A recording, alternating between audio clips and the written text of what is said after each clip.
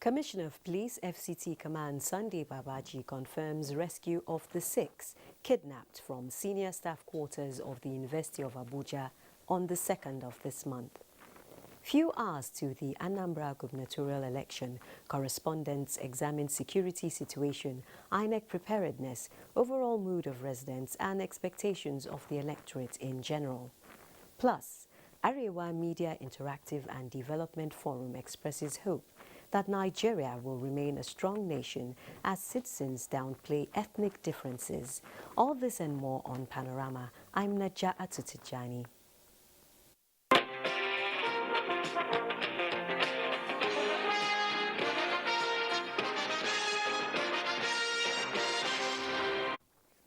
We start on a cheerful note of the rescue of victims abducted from the University of Abuja who are currently receiving treatment at a hospital in Abuja. The victims were received by a combined team of security agents. Meanwhile, the Commissioner of Police FCT Command, Sunday Babaji, has commended efforts of sister security agencies and residents of the area. As you are aware, we received a very, very sad news on the 2nd of November 2021 when the senior staff quarters of University of Abuja was invaded by unknown gunmen. To God be the glory. We deploy all our assets in collaboration with sister security agencies. We've been working around the clock, and to God be the glory, this morning by 06:55 hours, all the 6 victims were rescued unhurt, and they've been taken to an undisclosed hospital for security reasons for medical check. We are assuring the family and the loved ones to be calm, as all the victims that are rescued will soon be reunited to them. Now to climate matters. Electric vehicles are an integral part of the transition to clean energy and sustainable transport. And at the ongoing Climate Change Conference in Glasgow, the National Automotive Design and Development Council has shown Nigeria's capacity to produce electric and gas-powered vehicles to significantly reduce carbon dioxide and carbon monoxide emissions in line with the net zero target of the Paris Agreement. NTA Fineface reports. Moving faster, greener, cleaner, safer and noiseless, Nigeria has joined the race with a show of capacity to produce electric vehicles and advance the nation's plan to use gas as a transition energy by leveraging technologies in auto gas-powered vehicles. Our presentation on the role of electric and auto gas-powered vehicles development project in promoting carbonless transportation in Nigeria on the sidelines of the UN Climate Conference COP26 in Glasgow by the Director General of the National Automotive Design and Development Council, Jelani Aliyu. In terms of the start of the production of 70 electric vehicles in Nigeria, really goes a long way towards helping Nigeria achieve those targets. The enormous potentials of this technology to create jobs and make mass transit systems more effective and affordable. With our national commitment to get to net zero by 2060 and dedicated electric vehicle charging points underway in Sokoto, Lagos and Nsukka, what is left is a public-private partnership to scale the production of these vehicles and put Nigeria on the backs of the eagle in the race to sustainable transport. NTA Fineface, NTA News. Back home in Nigeria, last-minute preparations for the November 6 Anambra State governorship election. Preparations even in the area of peace building as candidates sign a peace accord in Awka, Anambra State. Mayor Ugidi reports. It is a tipping point at the Anambra governorship election. But having peace is crucial, so time to preach peace. The General Abu Salami Abubakar Peace Committee is here, committing the 18 candidates to ensure violent-free poll. We call on all the candidates, their parties and supporters to accept the outcome of the vote we cherish Anambra State, and we cherish the peace and unity of Nigeria. That just like Edo and Ondo, the election on Saturday will be peaceful and the outcome will reflect the will of the Anambra voters. INEC has done everything possible to ensure credible elections in Anambra State under very challenging circumstances. The coast getting clearer for the poll, so the umpire, INEC, takes the political parties to the Central Bank of Nigeria, Awka branch, for confidence building, as it were, checking the sensitive materials, all intact, and distribution of non-sensitive materials to the wards ongoing. As the materials get to the wards, the security personnel also on alert for any uncertainty. We're also getting very strong support and collaboration from the military and the rest of them. And we're working together to ensure we deliver to the people of Anambra a conducive environment for them to exercise their franchise and a safe environment for the conduct of a very credible and fair elections. Anambra is calm. The prayer is still more peace as the clock ticks. Mie Ogede, NTA News. We'll now join our correspondent, Nnamdi Odipo, who is in Awka to cover the elections. Can you hear me, Nnamdi? Very well, Najatu. 4 hours, the good people of Anambra will be on the ballot to decide who governs the state for the next 4 years. What's the general mood of voters? Are they in high spirits? Well, it's what I can tell you for sure, that I know for sure, is that the town is really, really peaceful and calm. I mean, that's something we know for a fact. Right now, we've had the opportunity to go across town, and so we can easily confirm that, of course, that's because of a number of things. Actually, the presence of security agencies all across the state, in addition to the fact that today has also been declared by the state's government as a public holiday, and so most families are using the opportunity to stay back at home and, you know, just in anticipation and in preparation for tomorrow's exercise. I'm coming to you now live from a very popular part of Central Awka, that of course is the state's capital. This is where they describe as the Aroma Junction. A couple of years back, this bridge wasn't there. This is a new bridge. Not new in the sense of new, it's almost about 5-6 years. But of course, when I was back here in Awka, it wasn't here. So for me, this is new. So it's relatively new for people who probably haven't been to the States in the last 6-7 years. But then this is a very popular junction axis of Central Awka. Vintage Awka, this would have been a very busy place. But of course, like I said, for an amalgam of reasons, we're seeing the traffic is less on this rather, formerly busy route. And so it will seem deserted at this point. But Najatu, that is not surprising. People are at home. People are preparing for the elections proper. And not so many people are on the road. You know, people are taking time to look at how things pan out. People are being cautious in how they come out. And so we expect that as the day, you know, winds down, more people would come out and, you know, see for themselves. But of course, let's not forget that there will be the Inspector General of Police has declared restriction of movement that will commence by stroke of midnight today and would will carry throughout the exercise, the election, and would end sometime when we approach a critical phase of the election. Of course, that will be by tomorrow. We'll keep you updated as to how that unfolds. But for now, what I can tell you for sure that we know for a fact, Najatu, is that there is peace. That's a good thing. We hope that the peace will succeed. We hope that it would encourage people to come out to also participate in the election come tomorrow. Naja?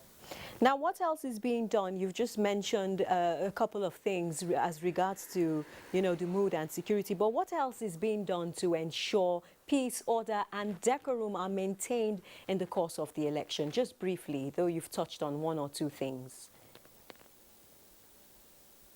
mean, one of the things we've seen is that we've monitored media stations across. We see them encouraging people to come out. We know civil society organizations are still doing somewhat of a mobilization in communities, in rural communities, encouraging people to come out. We did get some reports of religious centers. The southeast Anambra, they're predominantly Christians. We do know that some clergymen are still out there doing the work, you know, encouraging people to come out. Opinion leaders, of course, are also out there and doing the work, urging and encouraging people to come out tomorrow. We do expect that all of this put together would encourage the sustenance of peace, would encourage people to also come out and participate in the exercise tomorrow, Najatu. So we hope so too. We're looking forward to more updates from you when we enter the elections proper. Thank you very much. Still on the Anambra governorship election, we have Dr. Abubakar Umar Kari via Zoom. He is an associate professor of political sociology, lecturer and public analyst at the University of Abuja. Thanks for joining us on Panorama via Zoom. Thank you very much. Now, in a few hours, the good people of Anambra will go to the polls to elect their governor. What is your assessment of preparations so far? Well, like every Nigerian, we are quite in upbeat mood. We are hopeful that despite the threats and the obvious security challenges, the Anambra governorship election will come to be peaceful, to be successful, because sometimes the storm is over even before the rain comes. And I think that is what is going to happen in Anambra State. It is good, okay, that IPOP has withdrawn its threat. There has been cautious optimism among the citizens of Anambra State. But I think because of the unwavering resolve of the INEC and the federal government, the deployment of security personnel, the election will be secured. So I'm very hopeful that at the end of the day, we are going to have the elections and they are going to be successful. Now, still in line with this, many have commended the peace accord signed. What is your take on this, especially against certain apprehensions over the election? Yeah, though symbolic, the peace accord is good. It has become a ritual for some time now. I think from 2011, the peace committee headed by Abubakar and comprising of eminent Nigerians have always insisted that political leaders and particularly contestants should come and make commitment to peace. And this time around, it was done yesterday. It is reassuring that all the governorship candidates have signed the accord. They have made commitment that they are going to behave themselves and they are going to tell their supporters to also behave themselves. They are going to act as good sportsmen and women. We are going to hold them to their commitment. We are going to insist that they respect and abide by the commitment. And it is good that they have done so. I'm glad you mentioned respect, mutual respect. What else can candidates do to embrace politics without bitterness? Briefly. Yeah, I think very importantly is to talk to their supporters, to talk to their agents. Is also to imbibe and openly show their commitment to the spirit of sportsmanship.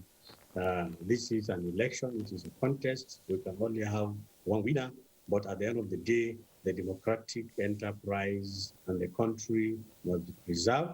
The peace and unity of the country must be uppermost in their minds. So beyond signing the peace accord, I think they should do very well by talking to their supporters. Thank you very much, Dr. Abubakar Umar Kari.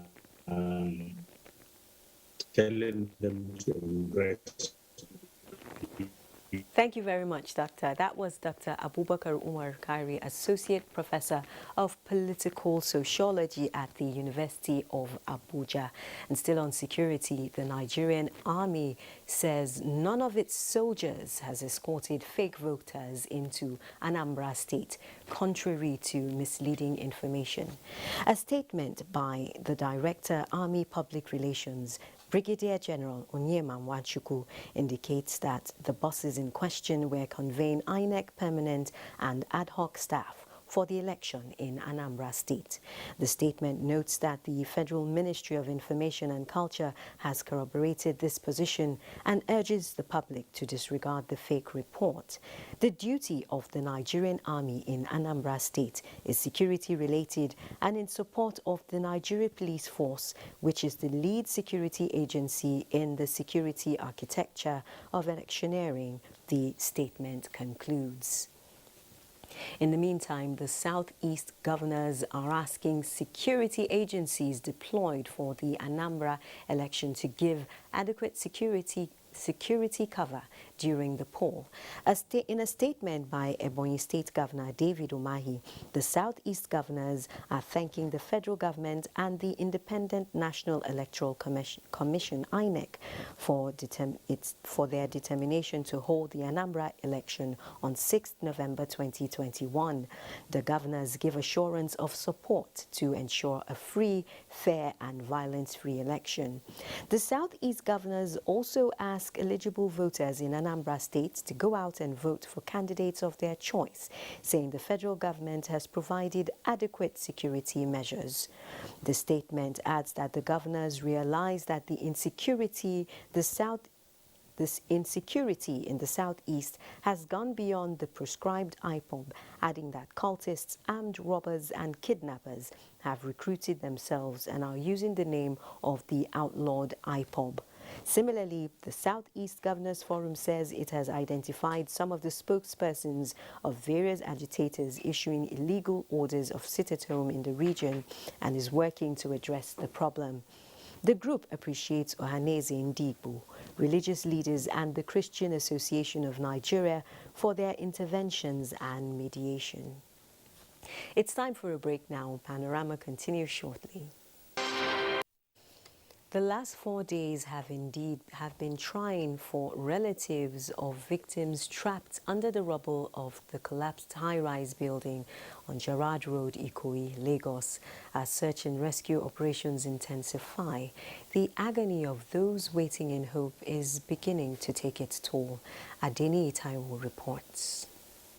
The first cloud of dust from the collapsed building had barely settled on Monday afternoon when some of these people, jolted by the news of the disaster, had converged here on the scene to monitor the search and rescue operations. They have in common a shared anxiety about the fate of their loved ones trapped under the rubble, and it is not comforting that only 9 victims have so far been rescued alive.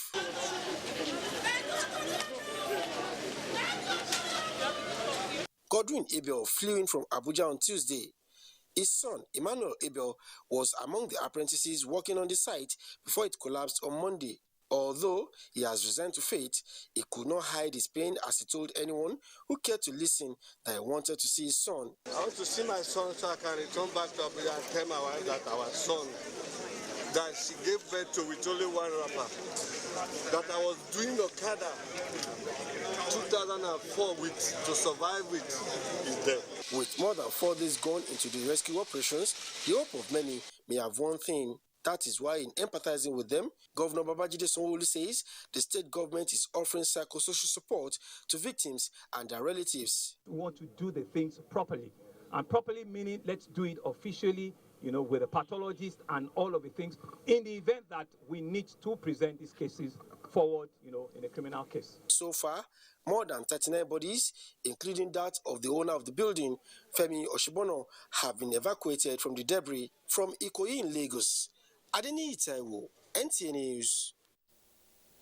Let's now join Adeni Itaiwo live from Lagos for more on this sad situation. Adeni, can you tell us what the update is? Thank you, Najatu. It's day 5 here at Ikoyi, where there's still an ongoing effort to bring out more people from the debris. A while ago, rescue operation resumed because they took, a break. After I think there was this rainfall early in the morning, so they took a break and now they are back working. The rescue operation, reached a form of a climax yesterday with the recovery of the body of the owner of the building. That is talking about Mr. Femi Oshibono. But the work is still going on, and this morning I attempted, getting an update, but emergency workers are, keeping a sealed lips about that. They are not giving us any new figure, but we understand that 1 or 2 more bodies were brought out, late in the evening yesterday. The Deputy Governor of Lagos State, Mr. Obafemi Hamzat, is on the premises right now. He's been in there, trying to encourage the emergency workers and supervising them, but we are not getting any update as at now. If you look behind me, you see that the debris has come down, a little, and the expectation is that in time, when they are able to clear this, attention will shift from this place to the venue of the panel constituted by the Lagos State government to investigate the remote and immediate cause of this. As I speak to you, the Commissioner of Police of Lagos State Command, that is Mr. Hakeem Odumosu, is just arriving the scene, also to see what is going on and do what he can to move the process forward. So that is what it has been so far. I'll get back to you with more updates as events unfold. Thank you very much, Adini.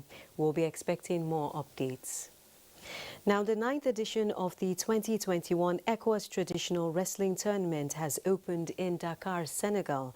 Abdurrahman Usman Jibrila reports that the tournament is aimed at strengthening bonds among ECOWAS member states. 60 wrestlers from 10 West African countries, including Nigeria, ready to showcase their talent, knowledge and skills to go with the #1 title. Chacun reprend son pays. La diaspora espoir pour gagner. By God's grace, my hope is we will perform above our previous performance. From what we are seeing, the game will be in our favor because we have already started with success. For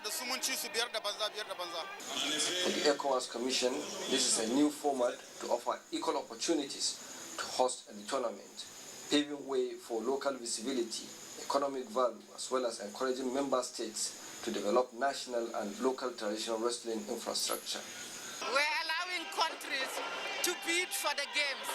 That way, it will be financed through the private sector in the different countries. We will have a resolution to the problems, and it will expand. As countries host, it will expand. It will be like the Olympics of wrestling. Modalities are owned by the technical committee to accommodate women wrestlers in the next tournament. So, on the 10th edition, women will also be on the pitch. From Dakar, Senegal, Abdurrahman Usman Jibrila, NTA News. And that update from Senegal concludes News Panorama this Friday. Thanks for watching. I'm Naja Atutujani. Do remember to keep supporting the NTA's campaign